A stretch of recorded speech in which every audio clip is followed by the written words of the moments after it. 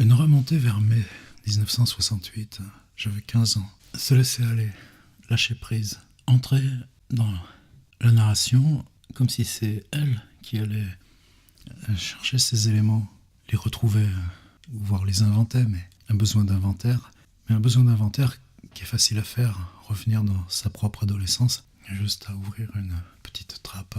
Ce qui est curieux, c'est ce qui l'environne, la trappe. Et que dans cette multitude, cette masse de récits sur mai 68, que moi je l'ai toujours perçu comme une suspension, un dénouement. Dénouement de quoi? De ce qui s'était noué depuis 2 ans, 3 ans, 4 ans, 5 ans, 6 ans.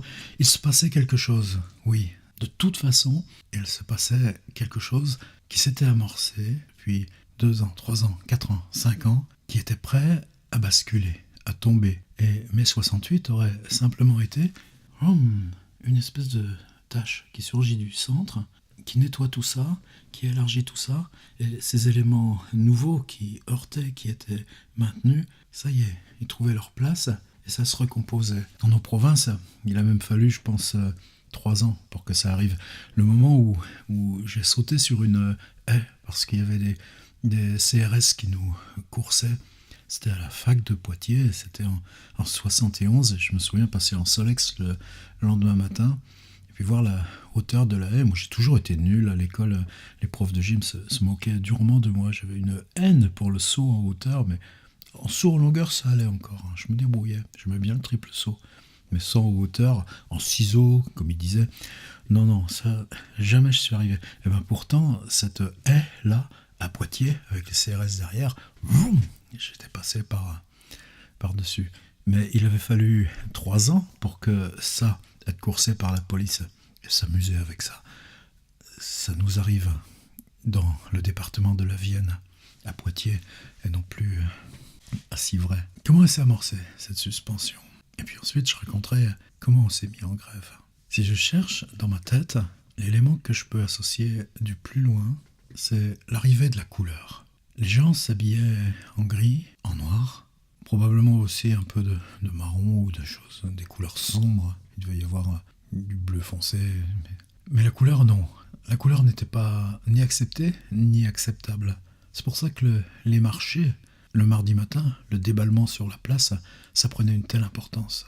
Tout d'un coup, le monde était en couleur, pas par les bâches, les toiles qui elles-mêmes étaient des vieilles bâches, des vieilles toiles, délavées, peu ternes, mais au moins les bonimenteurs qui essayaient de vendre ces espèces de petits objets, toutes les couleurs, ces petites statuettes où, en fonction du temps qu'il allait faire, ça devenait un peu rose, un peu verdasse. Souvent, je regarde partout où je vais ce genre de petits objets un peu kitsch. Mais maintenant, quand je le regarde à distance, l'importance de cette pacotille dans l'économie de subsistance qui était encore la nôtre, les voitures aussi étaient sombres. L'irruption de la couleur, c'est Paris Match. C'était un grand magazine populaire qui était déjà dans les mêmes défauts que ce qu'il est aujourd'hui. Mais historiquement, c'est simple. C'est l'assassinat de John Kennedy, 1963. Je ne sais pas si vous avez lu ce livre de Stephen King qui est complètement à part de son travail, qui s'appelle 22 novembre 63. Moi, j'ai lu en anglais, je sais pas. Je pense que la trad française doit être aussi soporifique que les autres, alors que c'est un sacré bonhomme d'écriture. Mais dans cette continuité de guerre qui était, je pense, l'archétype du lointain, passait par la guerre toujours revenante à chaque génération. Et la guerre d'Algérie n'était pas si loin pour nous autoriser à penser que c'était fini.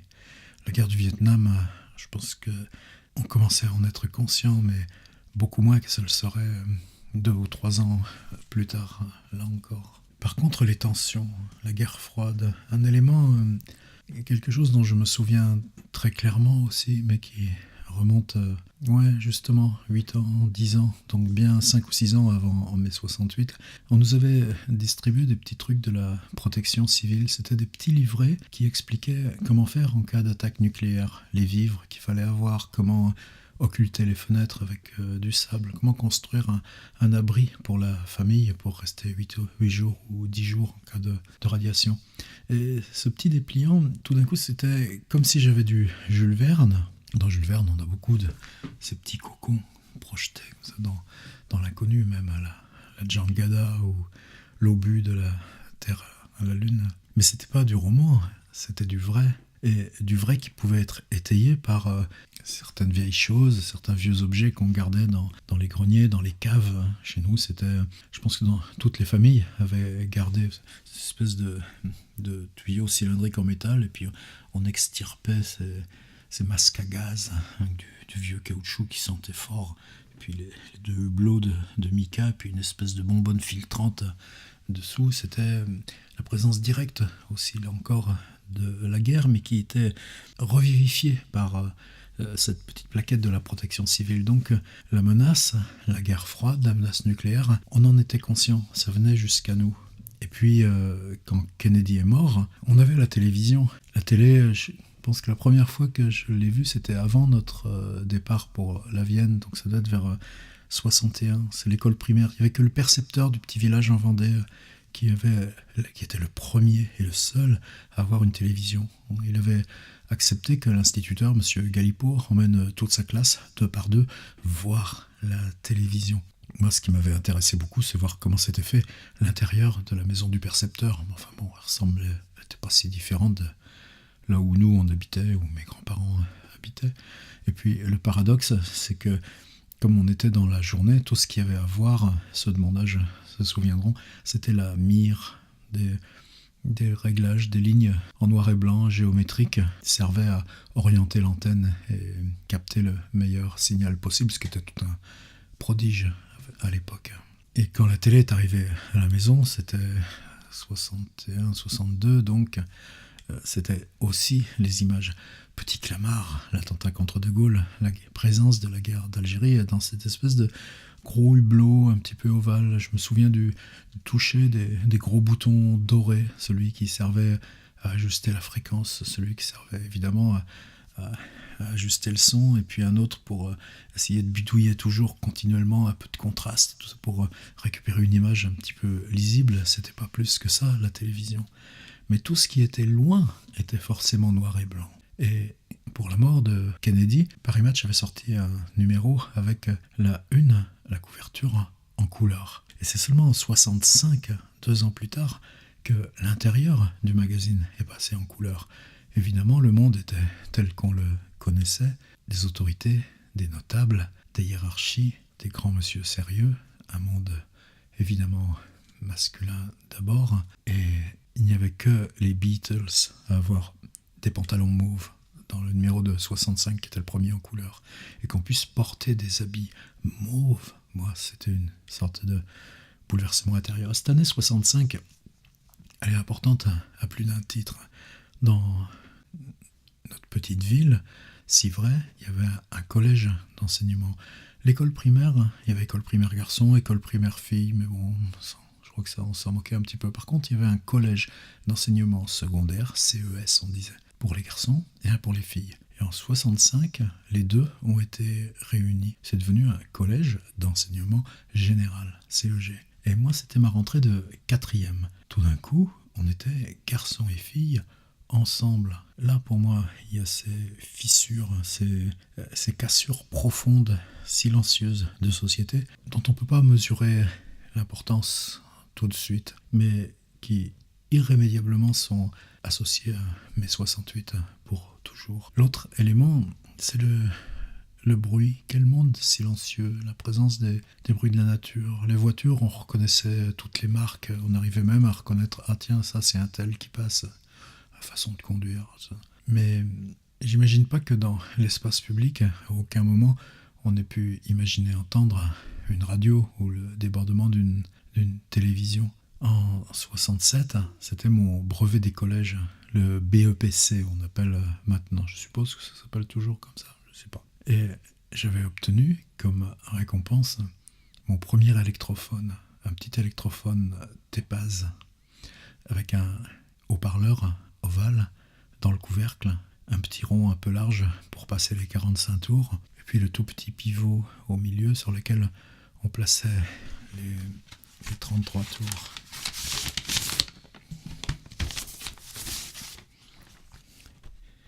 Et ce machin-là, qui tournait, devenait pour nous le symbole principal, essentiel.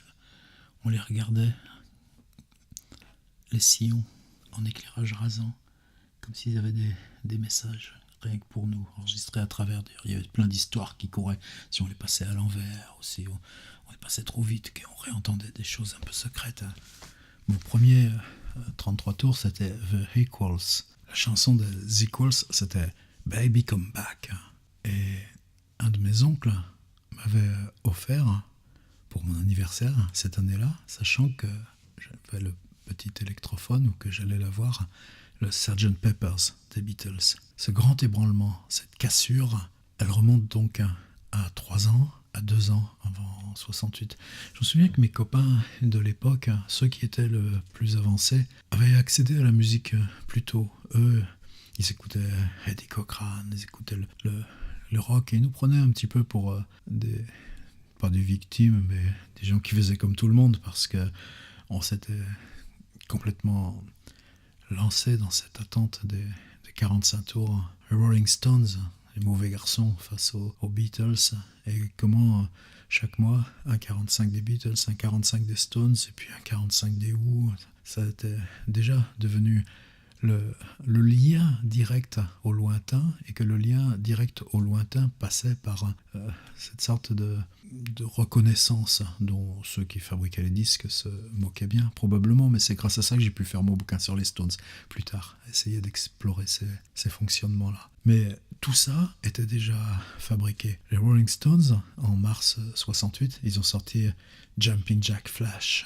On avait ça dans la tête. On ne savait pas que là, en plein mois de mai, ce type dont nous, on n'avait jamais entendu parler, Jean-Luc Godard, faute d'avoir pu obtenir les Beatles, était justement en train de les filmer, les Rolling Stones. Il leur avait demandé de composer une chanson pour lui qui pourrait suivre du début jusqu'à la fin. C'est devenu Sympathy for the Devil. Et justement, dans ce Beggar's Banquet, la chanson enregistrée pour Godard deviendrait le premier hymne, la chanson de tête au lieu de Jumping Jack Flash. Tout ça n'a pas d'importance sauf rétrospective, mais Godard aussi, il ou près, mai 68 comme nous. Aujourd'hui, c'est ça pour moi qui comptait à dire. Comment, lorsque mai 68 a débarqué dans nos provinces, dans nos petites villes, dans nos lycées, quelque chose avait commencé de bousculer, se transformer, éclater depuis au moins 3 ans déjà. Simplement, ça ne pouvait pas prendre sa place, ça ne pouvait pas casser la surface. Il fallait que la surface se désagrège, se liquéfie, et que ces éléments-là deviennent les premiers. Ça, pour moi, c'est mai 68. Et donc, ce qu'il placerait d'emblée dans une histoire du quotidien, avant même d'être une histoire du politique. À demain.